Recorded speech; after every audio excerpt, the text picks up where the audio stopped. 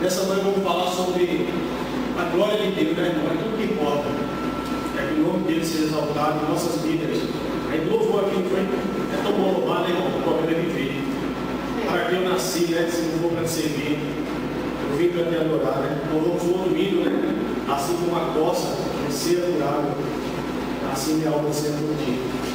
Possamos levar isso ali nos cantos, né? Ali dessa redoma de proteção, possamos devagarzinho praticar isso aí, desejar no fundo do coração viver da glória dele, né? E isso Paulo propôs à igreja de Corinto. Queria que você abrisse sua Bíblia em 1 Coríntios, capítulo 10, do versículo 23 ao capítulo 11, versículo 1. Os estudiosos vão dizer que o pensamento de Paulo mudou de assunto a partir do capítulo 10, versículo 23 e termina no capítulo 11, versículo 1. Aí Paulo inicia um novo assunto. Ele vai falar sobre a liberdade cristã, né? Sobre como devemos nos comportar em relação aos outros, aos crentes. Porque na igreja de Corinto é uma igreja muito problemática na Ásia, como nós sabemos. E Paulo vem trazer algumas exortações aos irmãos acerca do cuidado que tem que ter, mesmo sendo crentes livres, mas essa liberdade não pode se tornar tropeço para que outros não venham para Jesus. Se você trouxe uma Bíblia, eu coloquei ali no slide onde a gente estava lendo juntos. 1 Coríntios capítulo 10, versículo 23 diz assim: tudo é permitido, mas nem tudo convém. Tudo é permitido, mas nem tudo edifica. Ninguém deve buscar o seu próprio bem, mas sim os outros. Como tudo que se vê no mercado, sem fazer perguntas por causa da consciência, pois o Senhor é a terra e tudo que nela existe. Se algum descrente nos convidar para uma refeição e você quiser ir, compartilhe tudo que for apresentado sem nada perguntar, por causa da consciência. Mas se alguém disser: isto foi oferecido a sacrifício, não coma, por causa da consciência da pessoa que comentou, como da consciência. Isto é, da consciência do outro, e não da sua própria. Pois, porque a minha liberdade deve ser julgada pela consciência dos outros? Se participo da refeição com ação de graça, porque sou condenado por algo que dou graças a Deus. Assim, quer comais, quer bebais, quer fazer qualquer outra coisa, façam tudo para a glória de Deus. Não seja um motivo de tropeço, nem para judeus, nem para gregos, nem para a igreja de Deus. Também eu procuro agradar a todos, de todas as formas, porque não estou procurando o meu próprio bem, mas o bem de muitos, para que sejam salvos. Tornem-se meus imitadores, como eu sou de Cristo. Amém, irmãos? A glória de Deus, irmão. Assim quer comais, quer bebais, quer façamos qualquer outra coisa, façamos para a glória dele. É para ele que vivemos, é para ele que dizemos que somos crentes e para o mundo. Amém? Vamos orar? Deus eterno e poderoso, nós te damos graças nessa manhã pela leitura da tua palavra, Senhor. Obrigado, Senhor. Estamos Pai livre, democrático e direito. Obrigado pela liberdade de estarmos aqui e não temermos sermos arrebatados por autoridades, por pessoas que vão impedir o culto ao teu nome, Senhor. Obrigado que possamos valorizar sempre essa oportunidade, porque não sabemos quando a perseguição virá. E nos fortalece, Senhor, nos alimenta nessa manhã, abre a porta da palavra. Nós somos pós cinza, Senhor, e é muita responsabilidade falar a tua palavra. E que o Senhor me dê graça a meus irmãos, a tua igreja, para que possamos viver, Senhor, a tua palavra, para que possamos internalizar os nossos corações, para que ela possa ser praticada, Senhor. É um grande desafio nesses dias finais, vivermos conforme a tua palavra, mas cremos pelo poder do Espírito que o Senhor pode fazer, Senhor. Abençoa o nosso irmão que também estão em viagem, estão em descanso, abençoa a Jane, Karen, Cauã, abençoa, leve segurança, Senhor, e traz segurança. E é no nome de Jesus que eu quero agradecer por tudo. Amém. Fazendo tudo para a glória de Deus, irmãos. Foi que a gente louvou hoje, foi agora, quase agora. Aleluia, sim. Não é louvor, né? Fazendo tudo para a glória de Deus, irmãos. Né? Existem duas perguntas nesse texto que é feita quando Paulo escreve esse texto: para quê e para quem? Não é? Para que você está fazendo? que você está aqui? E para quem fazemos o que fazemos? Não é? E aí Paulo vai responder. Ele diz que fazemos para a glória de quem? De Deus. É para a glória dele, irmãos. Fazemos para a glória dele, para a pessoa dele, para Jesus de Nazaré. Vivemos uns tempos tão difíceis que, se a gente não focar a glória de Deus, a gente vai fazer para nós mesmos. Eu vou buscar meu benefício, rapaz. Poxa. Mas Paulo diz aí, diz, faça para a glória de Deus. Vocês são crentes? Busque a glória dele. E meditando nesse texto, outros textos da palavra, irmão, que acaba criando uma linha invisível, eu pude estar meditando nessa manhã, e isso é uma verdade que devemos aprender nesse texto de Paulo nessa manhã. A primeira dela, irmão, é que tem sempre alguém olhando para passar. Tem sempre alguém olhando. A gente pensa que faz coisas que ninguém vê, né? Mas ninguém viu, não. Está filmado, tem aquela plaquinha, né? Só ouvindo você está sendo filmado. A gente tem sempre medo disso, né? Câmeras, tudo que ela na tecnologia, né? Foto, rapidamente está no Face, na internet. E a gente se esquece de olhar para o céu, né? E mesmo quando ninguém está vendo, Deus está vendo. E foi isso que Paulo queria enfatizar ali aos comigo. Deus está vendo. Eu estou fazendo para quem eu estou fazendo? Não é? Então, devemos lembrar disso aí, irmãos. Às vezes a gente faz coisas, vou fazer, né? Porque o Anselmo vai ver, ficar feliz, né? E vai ver que eu sou crente. Eu vou fazer porque fulano vai ver, porque fulano vai me elogiar. Então a gente tem muita carência disso, né? Que os outros vejam o que nós estamos fazendo, ou ela fala que nós julgue, né? Ou a gente às vezes pensa que ninguém está vendo. Mas Deus está vendo. A gente percebe isso facilmente como Davi, morrendo, com ele dele, que chama Salomão, e viu nas verdades Salomão. Salomão vai herdar o reino, nada menos do que o homem das guerras de Deus, aquele do qual contaram, Saul matou milhares, Davi matou dezenas de milhares de milhares. Então Davi foi um homem segundo o coração de Deus. E ali estava prestes a falecer, e Salomão ia ficar no seu trono. E ele podia ser muitas coisas, Salomão, né? Salomão era muito bem do palácio, quando ele limpava direitinho, tinha cuidado com a alimentação, as festas, né? Que tem, os tabernáculos, tudo. Salomão, Davi vai falar para Salomão da coisa mais importante que o monarca, que o rei precisaria saber. Vamos ler? 1 Crônicas, capítulo 28, versículo 9. Eu acho que os dados estão embaixo. 1 Crônicas 28, 9.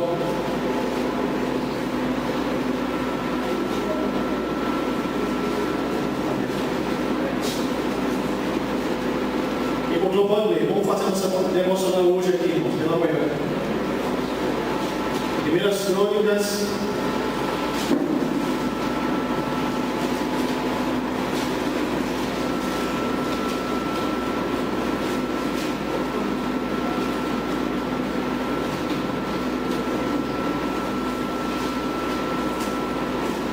Quem encontrou pode ler.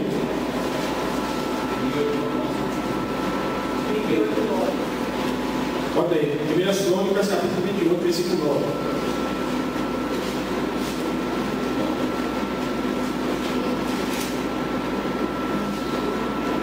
Vou encerrar. E você, meu filho Salomão, reconheça ao Deus, seu Pai, sirva de todo o seu coração, espontaneamente, pois o Senhor sonda todos os corações e conhece a motivação dos pensamentos. Olha para aí, irmãos. Deus conhece não só o que fazemos, mas conhece por que fazemos. Ele conhece o que está por trás, o que nos levou a fazer aquilo. Porque às vezes a gente faz, mas a motivação não é correta. A verdade é essa. Não fazer, vai fazer a custo. O meu ainda é a sequência aqui, né? Se o buscares, será achado de ti. Porém, se o deixares, rejeitar e para sempre. Foi isso que Davi disse a Salomão, gente. Ele precisava buscar Deus de verdade, precisava servir de verdade. Para quem e para quem estamos fazendo o que fazemos. Por isso que Davi ia internar na cabeça do seu filho. Não se preocupe com nada, se preocupe com servir a Deus, porque Deus sonda os corações, Deus conhece a motivação, Deus sabe por que fazemos o que fazemos, para quem fazemos e por que fazemos. E às vezes a gente faz sem ter prazer, sem mostrar bem a pulso, né, irmão? Deus não recebe isso, não recebe. A gente pensa que só a questão mecânica, né, de fazer, Deus está vendo e recebendo, tá? Tem que ser uma junção, a motivação tem que ter equilíbrio com a ação. Aí Deus recebe. Foi o que Davi passava a vida a Salomão. O nosso Deus é tão grande que ele vasculha o coração humano. Ele penetra, ele sabe o que está lá dentro. Então, irmão, lembre-se, tem sempre alguém olhando. E esse é o Senhor. Ele está vendo o que estamos fazendo, né? No outro texto, o próprio Salomão vai falar isso, Provérbios 15:3. Fica bem nisso para mim. Provérbios capítulo 15, versículo 3. Os olhos do Senhor estão em todo lugar, contemplando os maus costumes. Os olhos do Senhor estão em todo lugar, irmãos. A presença de Deus está em todo lugar, contemplando os bons e os maus. Novamente reafirmando, irmão, que o nosso Deus, ele é onipresente, é onisciente. Não tem lugar que Deus não esteja. Não tem coisa no escuro que Deus não vê. Se você botar um marrom preto, botar uma pulga preta no mar, Deus vê. Então não tem nada que Ele não veja. Não tem nada oculto. Deus vê todas as coisas. Isso que eu quero enfatizar aqui. A onisciência de Deus é tão grande que nada se esconde. Deus está no céu, na terra, no inferno, onde for, Ele estará. Então devemos, irmãos, focar isso. Devemos fazer as coisas para Deus.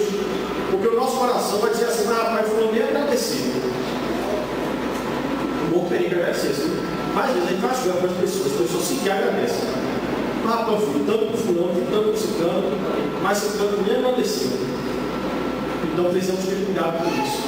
Porque a gente não está fazendo para Ele necessariamente, ou só para Ele. A gente faz para Deus. Por quê? Porque Ele vai ver o nosso testemunho. Fulano é crente, isso que Ele fez por mim. E as pessoas estão cansadas de discurso, gente. O pessoal quer ação. Discurso todo mundo faz, político, todo mundo faz. A gente está no tempo que os tem que ter ação, praticar. Fala tanto que nada, ouvir pouco. Então a gente precisa estar desesperadamente desejosos de praticar essas verdades, fazer com a motivação certa. Davi vai falar uma coisa muito profunda. Salmo 139, no versículo 23 e 24. Fica bem nisso para mim.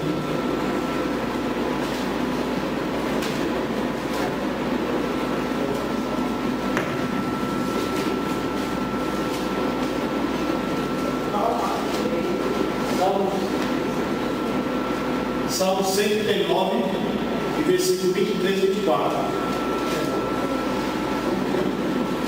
Sonda-me, ó Deus, eu conheço o teu coração, prova-me e conheço os meus pensamentos.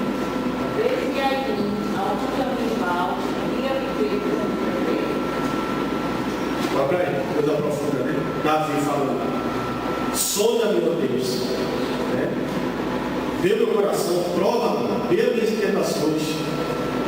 Vê se a tua conduta que ofende e me dirige no caminho eterno. Nossa oração tem que ser essa. Irmãos? Que a gente possa pedir para que Deus prove nosso coração. Deus vasculhe a nossa alma, que a gente possa realmente ser quebrantado pelo Senhor. Porque a pior coisa é a gente usar máscara, disfarçar. A pessoa não quer viver aquilo ali. E ela vive a pulso. A gente precisa ter cuidado disso aí, a gente precisa fazer como se fosse para o Senhor. Quer comer, quer beber, faça qualquer outra coisa. Porque na época do Corinto, irmãos, o que acontecia? Os crentes judeus estavam se convertendo ao cristianismo. E tinha os gentios, que não eram judeus, e também eram crentes. Mas o que acontecia? Os crentes que não eram judeus, de outra raça, eles iam no mercado comprar uma carne. Geralmente as carnes sacrificadas naquela época, a Ásia Menor, era tudo sacrificado aí, a maioria. Então o que acontecia? Como o cara daqui, que não é judeu, comprava uma carne daquela sacrificada, o judeu não permitiu olhar para desvalorizar. Mas esse cara comprou uma carne sacrificada aos ídolos, que o judeu não comia, não come. Então criou um escândalo, divisão. Aí ele pode excluir, se alguém me convidar para comer na casa de uma pessoa, coma sem dizer nada. Coma. Agora, se ela disser que a comida é sacrificada, você não toca. Não por sua culpa, mas por dela, porque ela vai queimar. Ela é frágil, ela não tem força, ela não vai entender que a casa sacrificada não tem autoridade de nada. Ela não entende ainda. Aí Paulo vai dizer, quer vocês comam, que bebam, não façam por vocês, por interesse de vocês. Façam para preservar a Deus, o seu nome. O nome do cristianismo. Vocês são cristãos. racionalizar a comunidade. Não vale a pena. Então era isso que ele estava prevendo. Né? Então eles faziam não para se exibir, não deveriam fazer para isso. Deveriam fazer invocando a glória de Deus. Né? A gente tem que lembrar uma coisa, irmãos. O anonimato é a maior escolha na vida do crente. Se o crente soubesse, é a melhor coisa. Crente que não está nos holofotes é muito perigoso. Porque a fama, o sucesso se aproxima muito e tende a cair ou viver um cristianismo entendido. É o que acontece na gente hoje, né? O evangelho jogou moda, toda pessoa já crente, artista, atores, né? E a gente vê que o cristianismo está muito diluído. Não é bem o cristianismo, né? A gente percebe que muita coisa não está correta. Então, irmão, precisamos estar trabalhando isso aí. Essa questão de saber que fazemos para Deus. Ele está vendo seu sacrifício, sua dificuldade. Você faz tudo, a pessoa não agradece. A pessoa, pelo contrário, vai detonar você, vai queimar você, vai falar mal. Mas lembre-se, Deus é que recompensa. E se a gente for esperar sempre gratidão, nem sempre vai vir. Nem sempre vai vir aplauso, né? Na Europa, quando fizeram uma pesquisa bem grande, disseram que as catedrais, a maioria delas, passaram-se mais de 50 anos para fazer 100 anos. E quando terminavam ela, iam lá. Construtor desconhecido. Não tinha um nome, quem foi construído? Estava no anonimato. Uma certa vez o construtor estava construindo uma dessas grandes catedrais e ele viu um passarinho embaixo de uma folha. Na arquitetura ali. Aí o outro perguntou, olha, para que ele está fazendo isso? Ninguém vai ver não. Ele disse, mas Deus viu. Deus viu. Então, irmãos, eles acreditavam que Deus conseguia enxergar. Deus conseguia visualizar. Deus via o que estava fazendo. A mesma coisa da gente. Se a gente não botar isso na cabeça, a gente vai se frustrar muito com as pessoas. A gente vai acabar com até problemas. Mas se a gente focar, rapaz, fulano não merece. Mas vou fazer porque é para Deus, é para a glória de Deus. É através do meu testemunho, Deus pode se envolver através desse camarada aí. E ele aceitou Jesus. Então é isso que a gente tem que focar, irmãos. Para a glória dele, para ele, só para ele. Né? E Paulo vai dizer isso lá em 1 Coríntios, capítulo 3, do versículo 5 ao 7. Existe uma confusão lá em Coríntios sobre umas poderentes surgindo na igreja. Um é de Apolo, outro é de Pedro, outro é de Paulo. Surgiu isso na igreja. Um é de Anselmo, outro é de Gilson, outro é de Márcio, outro é de Gustavo. Naquela época, teve isso também. Favoritismo. Eu sou do grupo de fulano. E como ele prega? Eu sou do grupo de Beltrano. Vê como ele é mais profundo. Sabe o que Paulo vai dizer essas pessoas, irmão? Afinal de contas, quem é Apolo? Quem é Paulo? 1 Coríntios 3, 5 ao 7. Apenas servos por meio do qual vocês vieram acreditar em Cristo, conforme o ministério que o Senhor entregou a cada um. Eu plantei, Apolo regou, mas foi Deus que enriqueceu. De modo nenhum, o que planta, nem o que rega, é coisa alguma, mas unicamente Deus que dá o crescimento. Sabe o que dizer? Não é nada, ainda é pó, ainda é cinza, ainda é lama. Vocês estão fazendo discussão de vir na igreja por causa da gente. Vocês têm que se apegar a Cristo, a gente não é nada não. Por isso que ele quer dizer que é um nada. Um bom irmão, a gente se coloca nessa posição, no bom sentido. Quando a gente entende que a gente faz o que faz, nem só está fazendo o que é necessário, porque a gente não é nada. Acaba o egoísmo, o ego, o orgulho subindo ao coração, como a gente estudou lá em casa ontem, foi isso que levou o diabo a cair, porque o orgulho entrou no seu coração. A mesma coisa acontece com a gente. A gente quer os holofotes, quer os vídeos, quer as palmas, quer os elogios. Isso em equilíbrio é bom, mas se a gente se deixar levar por isso, é queda. E foi isso que Paulo disse, a gente não é nada. Você se deve considerar nada. Porque quem é tudo é Deus. É Ele que é o Senhor. A glória dos holofotes está dada para Ele, para Cristo. E foi isso que aconteceu na igreja do Coríntios. Paulo deu uma palavra no cimento lá. E vocês estão tudo na igreja por causa da gente. Você não entendeu bem a mensagem do Evangelho. Uma outra verdade que devemos buscar sobre a glória de Deus é que é uma pergunta que eu faço a você. O que acontece na segunda-feira? Buscando a glória de Deus no domingo, a gente está aqui, louvando a Deus, adorando, é crente, né? Chegando de voltar mais sobe, né? Com tudo. Mas amanhã, como é amanhã a vida da gente? Será que a gente vai ter que se cruciar de novo?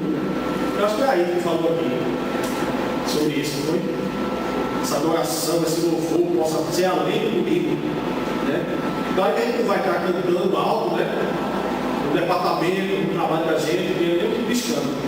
Mas o que eu estou dizendo é que a gente conseguir encarnar um pouco disso que a gente vive aqui na igreja.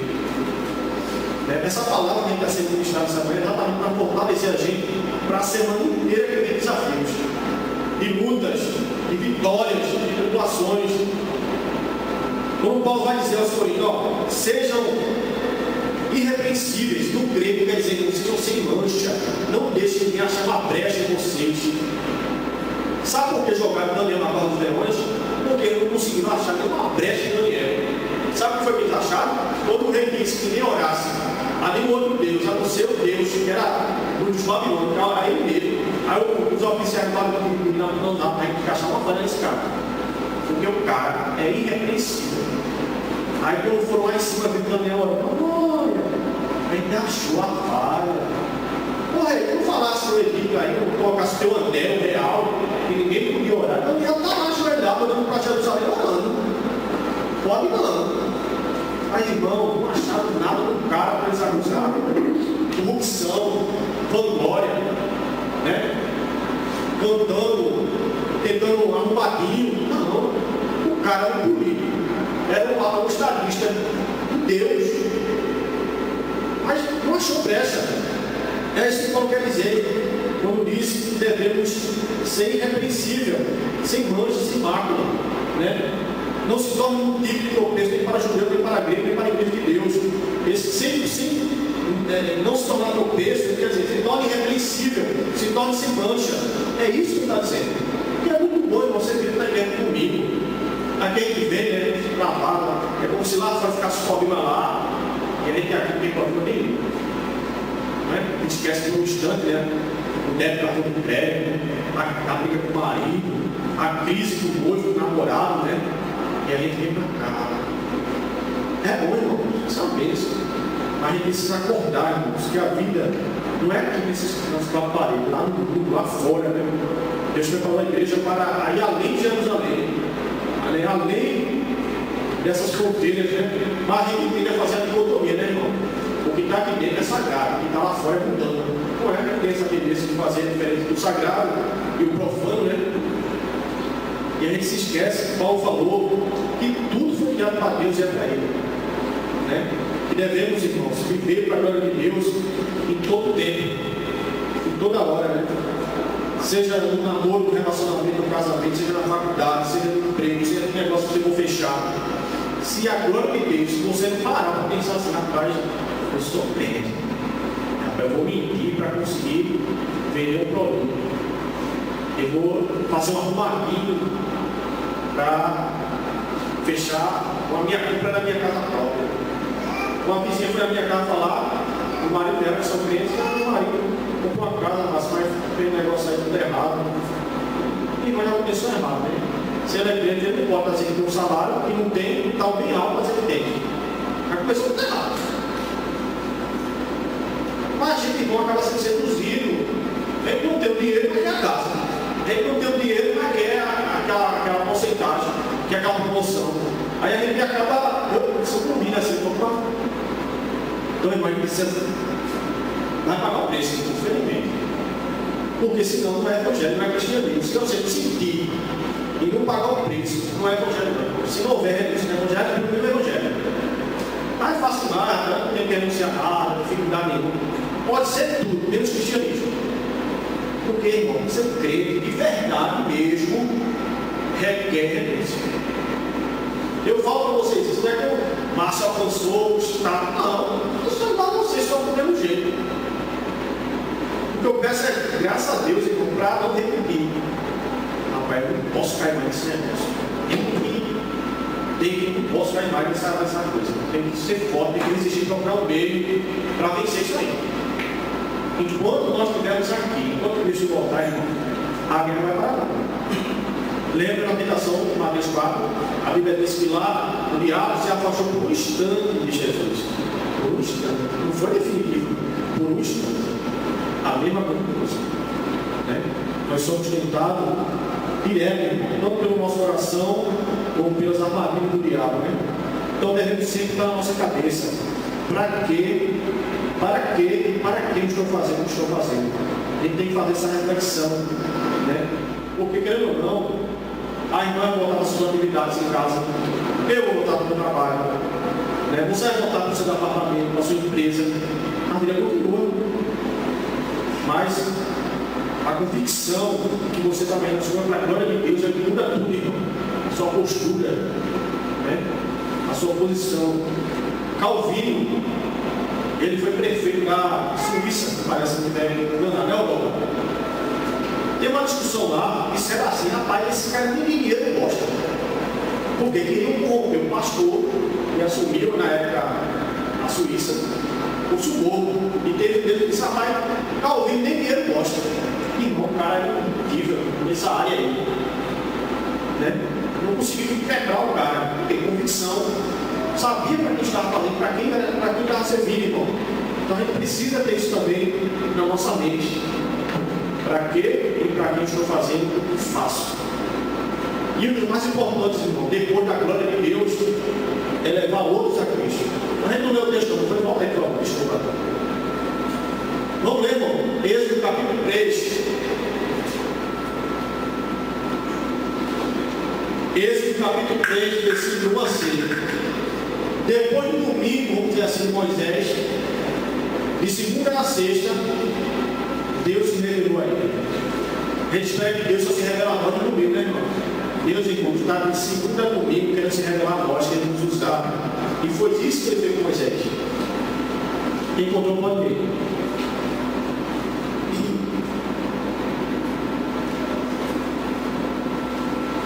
Assentava Moisés, o rebanho do Jetro, seu sogro, sacerdote de Midian, e levando o rebanho para o lado ocidental do deserto, chegou ao monte de Deus, a Arão.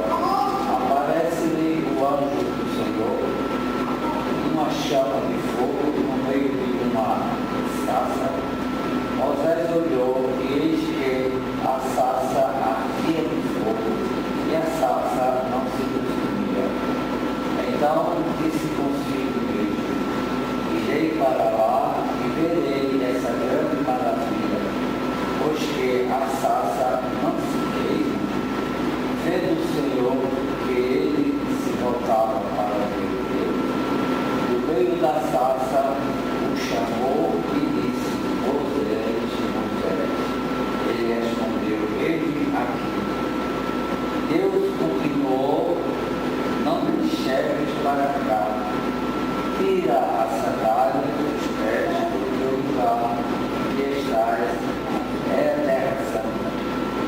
Disse mais: eu sou o Deus de teu pai, o Deus de Abraão, o Deus de Isaac e o Deus de Jacó. Moisés respondeu o rosto, porque tendeu o olhar para Amém. O que é que você está fazendo, irmão? Pastoreando as ovelhas do seu sogro. Né? Essa semana começou, batendo, o Moisés foi para lá, acabou, né? E o judeu também adora a Deus, ele tem seu culto, como qualquer judeu, ele também tem, vai na sinagoga, onde for. Mas foi na segunda-feira, vamos dizer assim, uma semana que Deus se revelou a ele. Moisés passou na ovelha de Jetro, apareceu aquele fenômeno. Moisés olhava e a sarça não se consumia. Olha que interessante. Quando ele chegou mais perto, ele disse: Pai, o lugar que você está pisando é santo. Aonde eu estou, tudo se torna santo. Eu sou a santidade de pessoa. E a sua sandália que você está dando lugar santo, você é pó, você é cinza. Aí Moisés tirou. E Deus sabe quem sou eu? Eu sou o Deus dos pais, irmãos. Deus teve um encontro com eles ali, na vida diária do cara. Não foi na igreja, não foi oferecendo um holocausto, não foi dando um bode a Deus, não. Foi na vida diária dele. A mesma coisa deve acontecer conosco. A gente tem que ter a glória de Deus de segunda a domingo. Por de domingo a domingo. E não só esperar o impacto, o evento sobrenatural aqui. O problema de nós, sabe qual é o nosso problema? é que a gente fica preocupado se a gente não pegou o contra Deus naquele dia. Ah, meu Deus, será que eu peguei como se hoje? A gente se esquece de perguntar, eu não glorifiquei nesse dia? Nosso problema é só esse. Né? Meu Deus, eu não fiz nada errado hoje, eu me comportei direito, eu sou crente. E a gente se esquece de perguntar a nós mesmos e a gente, com as nossas ações, com nossos negócios, com nossos relacionamentos, se a gente busca a glória de Deus. Talvez só, irmão, porque a gente busca a nossa glória. A primeira é essa. A gente busca os nossos interesses, o nosso sucesso, o nosso conforto. Isso é bom, mas isso tira o foco, os holofotes de Cristo. Meu Deus, eu louco, eu fiquei teu nome com essa decisão hoje. Eu sei que vou pagar mais caro. Eu sei que arranhar a relação com fulano, mas eu mostrei a ele porque eu sou crente. Eu tenho que dizer a ele que eu não defendo essa proposta, essa ética, esse padrão moral. Vou perder aqui, ali, aqui, lá, mas não vou negociar. Porque, irmão, no momento que você abre as portas e negocia uma vez só, já é. Para resgatar a confiança daquela pessoa, daquele negócio, daquela ação daquela pessoa, para você falar Jesus para ela, ela não vai acreditar nunca. Tu me falar de Deus, tu que. Primeira acusação, irmão, porque ela já arranhou. Aí para chegar junto agora, é só outra pessoa. Então a gente tem que ter muito cuidado, porque devemos buscar isso. Não é fácil não, né? Buscar a glória de Deus, por quê? Porque para passar isso. Buscando a glória de Deus, irmão, vamos poder levar outros a Cristo. É a segunda coisa mais importante. Depois da glória de Deus e as almas dos homens. Né? É como Jesus disse, o maior mandamento é amar a Deus, o segundo é amar o próximo. Pode reparar. Existe uma ação vertical e uma ação horizontal. Deus e nós. E devemos fazer isso, irmãos. Paulo disse, 1 Coríntios 10, 33, também eu procuro agradar a todos, de todas as formas, porque não estou procurando o meu próprio bem, o meu interesse, mas o bem de muitos para que sejam salvos, para que encontrem a Cristo, para que sejam regenerados, para que reconheçam a salvação. Estão no tempo, irmão, ninguém vai saber do nosso, ninguém mais não. E vira, está com problema conjugal, chegou, isso, cara. Briga de marido e mulher, ninguém meta a colher. Mas ninguém mais não vai meter a colher não, irmão. Você vai chegar junto, tentar ouvir. Às vezes a pessoa só quer que você ouça. Não é que você tem que andar, só ouvir. Fale, irmão. Fale. Daqui a pouco ela sai aliviada. Por que vocês acham que os consultórios psicólogos, psiquiatras lotados, os caras ganham dinheiro sem fazer força? Muitas das vezes. Porque chega lá, a pessoa se senta, está cheia de crise, não tem ninguém para ouvir ela. Um especialista deixa ela falar, ela passa 1 hora, acabou a sessão, viu? Só na próxima. Mas doutor, acabou a sessão. Você só tem que desabafar. E às vezes é isso, irmão. Isso a pessoa só desabafar, só ouvir. E às vezes a gente não tem disponibilidade. Corre da vida, trabalha, da família. E a gente, nessa correria, para com as pessoas. É verdade. Né?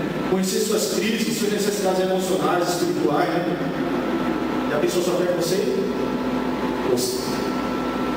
Aí depois que você ouve a pessoa, ela dá uma deixa para você, geralmente relacionamento com a parte de Jesus começa assim. Quando a pessoa deixa uma deixa, você entra com o evangelho. Você fala, está passado. Você começa a introduzir a cruz, a palavra. Deixa eu te dizer um negócio. Não é o fim, não. Não, meu namorado, meu noivo, meu marido não me quer mal. Eu perdi meu emprego, não vou estar comigo em casa. Não é fácil, não.